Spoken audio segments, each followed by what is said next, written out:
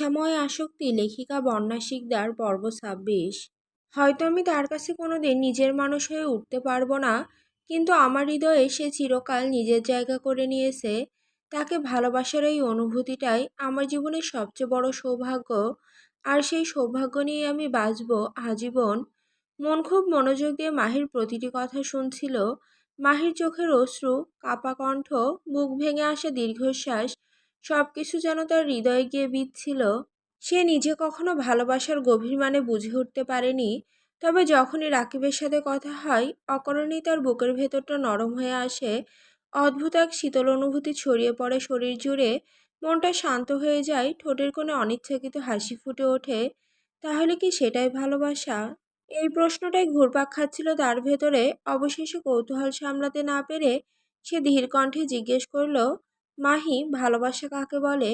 মাহি কিছুক্ষণ চুপ করে রইল, তার দৃষ্টি তখনও দূরে রাস্তার দিকে। বাতাসে চুলগুলো এলোমেলো হয়ে উঠছিল, তবু সে খেয়াল করছিল না। একসময় গভীর নিঃশ্বাস ফেলে বলল, ভালোবাসা কাকে বলে সেটা ঠিক সংজ্ঞায় বাঁধা যায় না মন। তবে যাকে ভালোবাসি তার সব কিছুই ভালো লাগে। তার হাসি, তার রাগ, এমনকি তার দেওয়া আঘাত আর কষ্টটুকু অদ্ভুতভাবে নিজের মনে হয়। সে কষ্ট দিলে কাঁদি, তবুও সেই কষ্টটা আঁকড়ে ধরে বাঁচতে ইচ্ছে করে। মন অবাক চোখে তাকিয়ে থাকে। মাহি আবার বলে, ভালোবাসা মানে হলো কাউকে হারানোর ভয়। মনে হয় সে যদি এক মুহূর্তের জন্য দূরে সরে যায় তাহলে দম বন্ধ হয়ে যাবে। তাকে অন্য কারোর সাথে দেখলে বুকের ভেতর আগুন জ্বলে ওঠে। অকারণে হিংসা হয়, মনে হয় তাকে নিজের করে লুকিয়ে রাখি, যেন পৃথিবীর কেউ তাকে ছুঁতেও না পারে। কখনো কখনো রাগে, অভিমানে মনে হয় তাকে শেষ করে ফেলি, যেন সে আর কারো না হতে পারে। কিন্তু পরক্ষণেই বুঝি ভালোবাসা কাউকে ধ্বংস করার নাম না। ভালোবাসা মানে তাকে ভালো থাকা দেখতে চাওয়া, সে আমার হোক বা না হোক। ভালোবাসা মানে হলো কাউকে নিজের চেয়েও বেশি গুরুত্ব দেওয়া, নিজের সুখ দুঃখ ভুলে তার ভালো থাকাকে প্রাধান্য দেওয়া। আর সবচেয়ে বড় কথা, ভালোবাসা কখনো জোর করে পাওয়া যায় না, এটা আসে অজান্তে। ঠিক যেমন হঠাৎ বৃষ্টি নামে, কেউ প্রস্তুত থাকুক বা না থাকুক। ভালোবাসা মানে হলো কাউকে নিঃস্বার্থভাবে ভালোবাসতে পারা। সে আমার না হলেও আমার হৃদয়ে তার জায়গাটা চিরকাল নিজের মতো করেই থাকবে। মন আনমনে বলে উঠল, জানিস, আমি যখন কোনো ছেলের সঙ্গে কথা বলি তাহলে রাকিব ভাই আমাকে অনেক বকা দেয়, আমাকে অন্য ছেলের সাথে কথা বলতে বারণ করে। এরপরও যদি না শুনি তাহলে কাঁদবে। তাহলে তুই এটাকে কি বলবি? মাহি ধীরে ধীরে তার মুখোমুখি দাঁড়িয়ে পড়ল। সকালের মৃদুম্লান আলোয় দুই বোনের চোখ একসাথে আটকে গেল। মাহি আলতো করে মনের গাল ছুঁয়ে ফিসফিস করে বলল, একেই বলে ভাগ্য।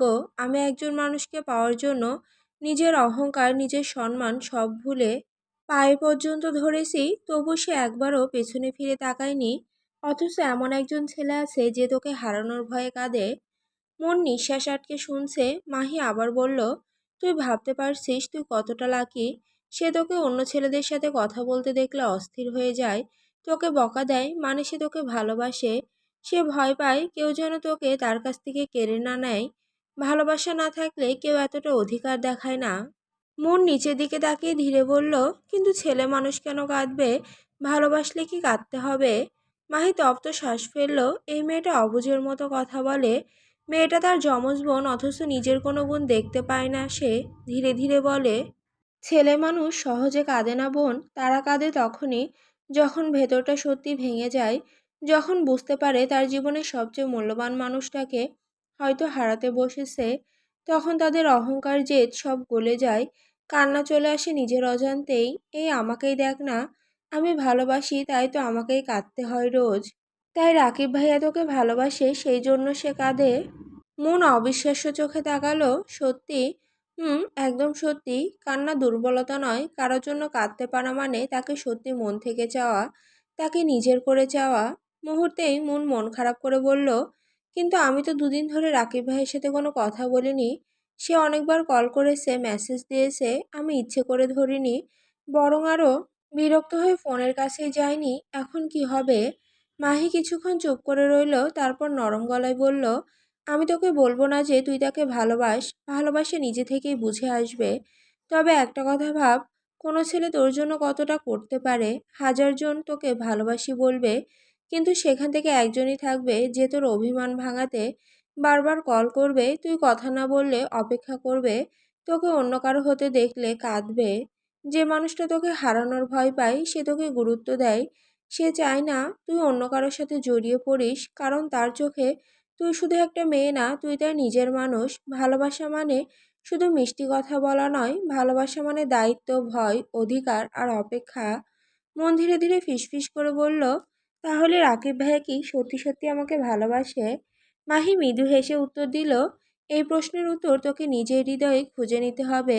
তবে একটা কথা মনে রাখিস, যে মানুষটা তোকে হারানোর ভয় পায় তাকে অকারণে কষ্ট দিবি না, কারণ সবাই কাঁদতে পারে না, আর সবাই কারোর জন্য কাঁদেও না।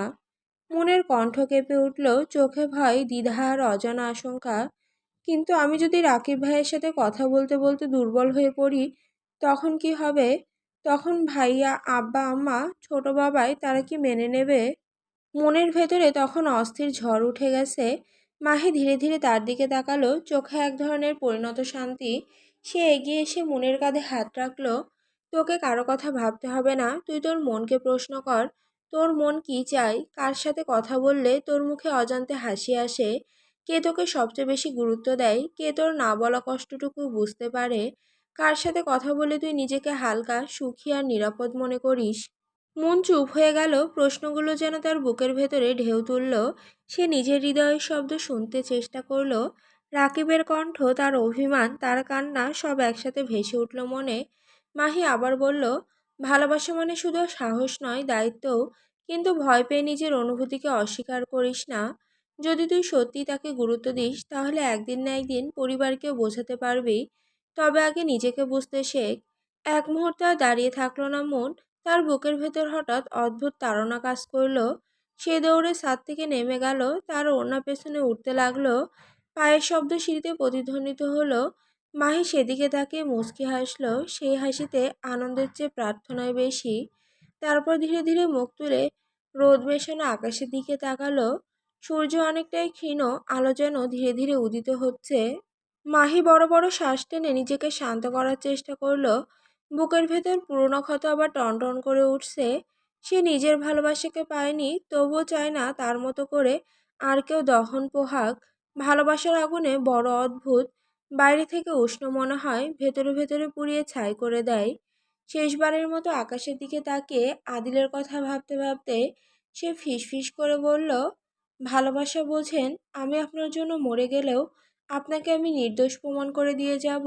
ভালোবেসে পাপ আমি করেছি, আপনি নন, তাই কলঙ্ক তো আমারই প্রাপ্য। তার চোখ ভিজে উঠল, কিন্তু সে কাঁদল না। এখন আর কান্নার বিলাসিতা নেই। মাহি জানে তার সামনে ভয়ঙ্কর কিছু অপেক্ষা করছে, এমন এক সিদ্ধান্ত যার পরিণাম খুব একটা ভালো হবে না। তবু সে পিছিয়ে যাবে না, কারণ সে ভালোবেসেছে। আর ভালোবাসা কখনো কখনো মানুষকে সবচেয়ে সাহসী, আবার সবচেয়ে অসহায় করে তোলে। এক পা দুই পা, বড় বড় পা ফেলে সে ছাদ ছেড়ে নিচে নেমে গেল। পেছনে পড়ে রইল রক্তিম আকাশ, নিঃশব্দ সাক্ষী হয়ে। একটি মেয়ে নিঃশব্দ আত্মত্যাগের। অয়ন নিজের ক্যাবিনে চুপচাপ বসে আছে, মাথা দুহাতের মাঝে গুজে রেখেছে, চোখ দুটো অন্যমনস্ক, টেবিলের ওপর ফোনটা উল্টো করে রাখা। কিন্তু মনটা বারবার সেদিকে ছুটে যাচ্ছে। কয়েকবার ফোন দিয়েছিল আহিকে, একবারও রিসিভ করেনি। সদ্য বিয়ে করেছে বেচারা, অথচ বউটার সঙ্গে একটু প্রেমও করতে পারছে না। ঠিক তখনই দরজা হঠাৎ করে খুলে গেল। জুই তড়িঘড়ি করে ভেতরে ঢুকে পড়ল, তার চোখে মুখে তীব্র উৎকণ্ঠা। স্যার, এবার অন্তত অপারেশনটা করে আসেন। একটা মানুষের জীবন মরণ অবস্থা, আর আপনি এখানে বসে বউকে নিয়ে ভাবছেন। অয়ন মুখ তুলে তাকালো, চোখে বিরক্তি। সে মেজাজ বিগড়ে গেল। পেতনি, তুই একটু চুপ করবি? বুড়ি বেডি হয়ে গেলি, তবু বিয়ের কথা মাথায় আনিস না। আর এদিকে আমি বউটাকে একটু বেশি ভালোবাসি বলেই তোর হিংসা হচ্ছে। জুই কয়েক সেকেন্ড চুপ করে রইল, তার মুখের রং পাল্টে গেল। সে নিচু স্বরে বিড়বিড় করে বলল, সত্যি হিংসা হচ্ছে, কিন্তু কোনো লাভ হবে না, কারণ তুই অনেক আগেই অন্য কারো হয়ে গিয়েছিস। তোকে আমার মনের কথাটাও বলতে পারলাম না, আফসোস। কথাগুলো খুব আস্তে বলার জন্য অয়নের কানে পৌঁছালো না। সে হুট করে কপাল কুঁচকে তাকালো। কিরে শালি, তুই আবার কোন ভাতারের কথা ভাবছিস? জুই সজ্ঞানে ফিরতেই হকচকিয়ে উঠল। পরক্ষণে সে অয়নের কথা পাত্তা না দিয়ে তার হাত টেনে ধরে কেবিন থেকে বেরিয়ে যায়। এই মাতারি, স্যার আমাকে, আমি বইয়ের সাথে একটু রোম্যান্স না করে অপারেশন করব না। সে প্রায় চেঁচিয়ে বলল। জুই থমকে দাঁড়িয়ে তীক্ষ্ণ চোখে তাকালো। চুপ কর নির্লজ্জ, সারা রাত বউয়ের কাছে থেকে কোন বাল ফালাইছিস যে এখন আবার রোম্যান্স করা লাগবে? আরে শালি স্যার প্লিজ, বউটার কাছে না গেলে মনে হয় মরেই যাব। তার কথায় করিডোরে দুই একজন নার্স হেসে ফেলল, কিন্তু জুয়ের মুখে হাসি নেই, তার চোখে চাপা কষ্টের ছায়া, তবু তার মুখে পেশাদারিত্বের মুখোশ। মরার আগে পেশেন্টটাকে বাঁচিয়ে দিয়ে যা। দুই দাঁতে দাঁত চেপে কথাটা বলে অয়নের হাত শক্ত করে টেনে ধরল। এখন টেনে হেঁচড়ে হেঁচড়ে অপারেশন থিয়েটারের সামনে এসে দাঁড় করালো।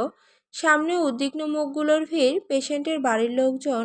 কেউ চুপচাপ দেওয়ালের সাথে হেলান দিয়ে দাঁড়িয়ে, কেউ বা হাত জোর করে দোয়া পড়ছে।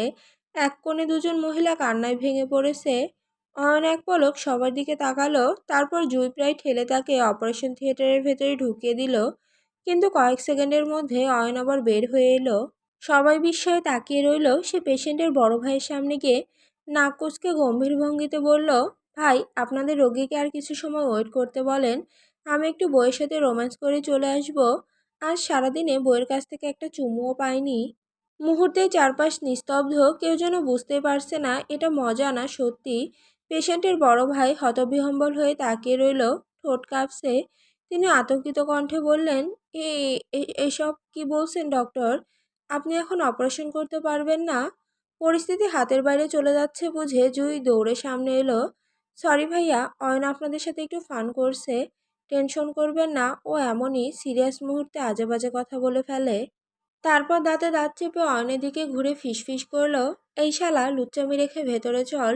অয়ন ঠোঁট টিপে হাসলো, কিন্তু জুয়ের চোখের কঠোরতা দেখে আর কিছু বলল না। দুজন একসাথে অপারেশন থিয়েটারের ভেতরে ঢুকে গেল। বাইরে থাকা মানুষগুলো আরো অস্থির হয়ে উঠল।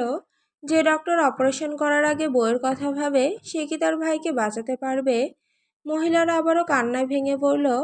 অপারেশন থিয়েটারের লাল বাতিটা জ্বলে উঠতেই সবার বুক ধড়ফড় করতে লাগলো। কিন্তু তারা জানে না, অয়ন যতই বাইরে হালকা বেহায়া বউ পাগল ভঙ্গিতে কথা বলুক, অপারেশন টেবিলের সামনে দাঁড়ালে সে একদম অন্য মানুষ। ভেতরে ঢুকেই তার মুখের হাসি মিলিয়ে গেল, চোখে স্থিরতা, কণ্ঠে ধীরতা। Focus V. সে নিজেকেই বলল। জুই একপাশে দাঁড়িয়ে তাকে দেখছে। এই রূপটাই সে সবচেয়ে বেশি চেনে। দায়িত্বের সময় অয়ন আর কারো না, শুধু তার পেশার। কয়েক ঘন্টা পর অপারেশন থিয়েটারে দরজা খুলল, সবাই ছুটে এগিয়ে এলো। পেশেন্টের বড় ভাই উদ্গ্রীব কণ্ঠে জিজ্ঞেস করল, ভাই আমাদের রোগী কি বেঁচে আছে? অয়ন বিরক্ত কণ্ঠে বলে উঠল, আপনাদের রোগী বেঁচে আছে নাকি মইরা গেছে ওইটা আমি কিভাবে বলবো? আপনাদের সেটা ভাঙা রোগীকে গিয়ে জিজ্ঞেস করেন। বালটার জন্য বউটার কাছে যেতে পারলাম না।